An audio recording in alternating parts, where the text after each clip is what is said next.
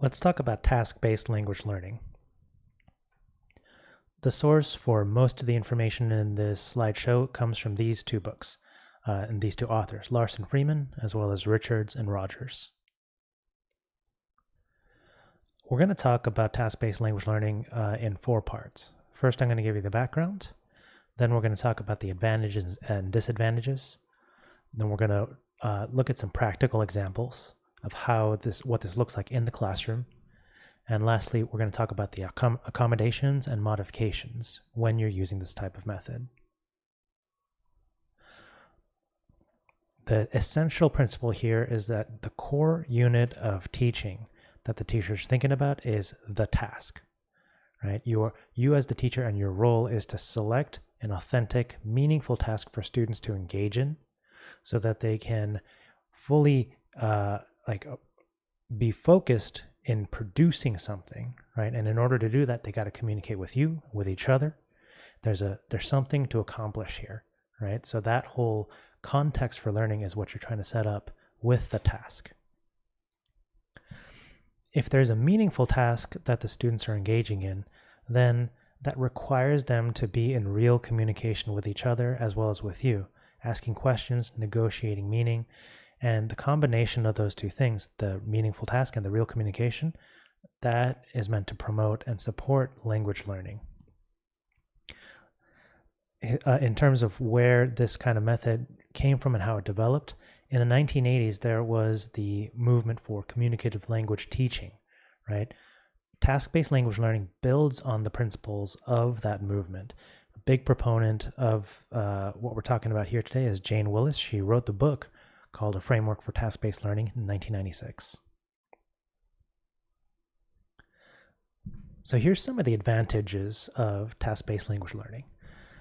Grammar, right, and the teaching kids the form of the English language, that can be addressed as a follow-up to the communicative tasks that you ask them to do. So maybe there's a group discussion or a group project, and following that, you can start to kind of support that sort of learning with the normal grammar standards. So grammar is included here; it's not excluded. The second bullet there, some of the focus tasks do not call for speaking. For instance, if you ask students to trace the shortest distance on a map that you can take to if you're taking a train, right, like a trip on a train, that's something that a student could accomplish, focus on, without having to speak it out. So that'd be useful for our English language learners who might be emerging in their skills, right? Third bullet, tasks with a clear outcome. That makes it easier for both us as teachers and for our students to be more focused and engaged, because both of us know if the outcome is clear to both of us, we know if our communication is effective or not. And the last bullet there, tasks and engaging students in tasks encourages communication, and because of that, language acquisition happens through use, right? So it's happening like through experience. It's not a conceptual thing. The disadvantages of this method of teaching can be that, first, there's no guarantee that students engaging in that task will use the intended grammar structure that you're looking for. Okay.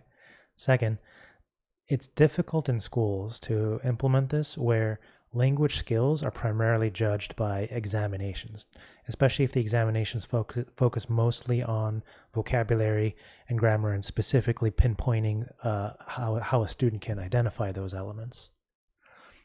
Third bullet there, some of the activities like say the kind of like information, it's called an information gap task, like the jigsaw, exactly like what we're doing right now, right, with these presentations. The exchange of information is supposed to be there for students to talk to each other, but sometimes that exchange can be like surface level, right? So you might have seen your students prepare a slideshow on a portion of a reading, and when it comes time to exchange information, it might just be a copy-paste job. Fourth and last bullet right there, English language learners may find it easier to be kind of bystanders in terms of group activities.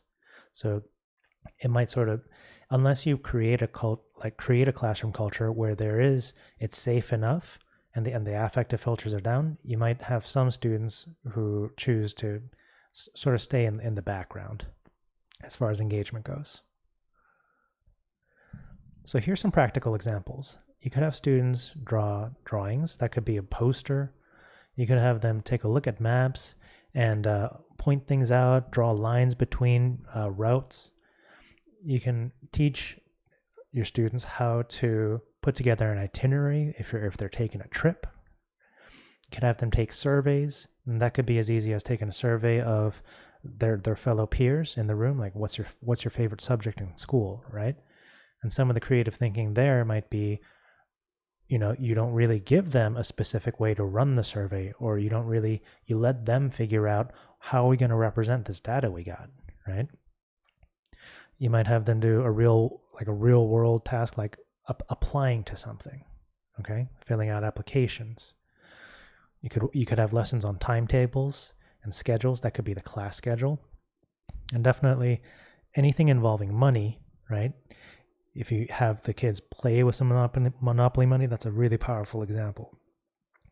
One of my favorite memories from when I was a kid was when our English teacher had us make a board game from a story that we read, right? It had to include some thematic elements, right? The major events, and we were really free on how to structure it. And it was a really fun event to have everyone at the due date just lay out their board games and go around the room playing. So that's a very creative, task-based, language learning opportunity right there. So in terms of some of the accommodations or modifications you might think of, you definitely want to pre-plan for students with limited movement if you're planning on an activity involving students moving around the room, right? If a student's accommodations say that they need extra time, you definitely want to, we as teachers want to be aware of that, give them that time. If there's, if you know your kids well, right, it could be useful to group them by skill level so that some of our students who might need a little more support could get that kind of thing from their peers, right? And there could be that kind of collaboration going on there. Always helps to have multiple means of representing the information. There might be a video, an audio, something written, depending on, give the students a variety of ways to access the tasks.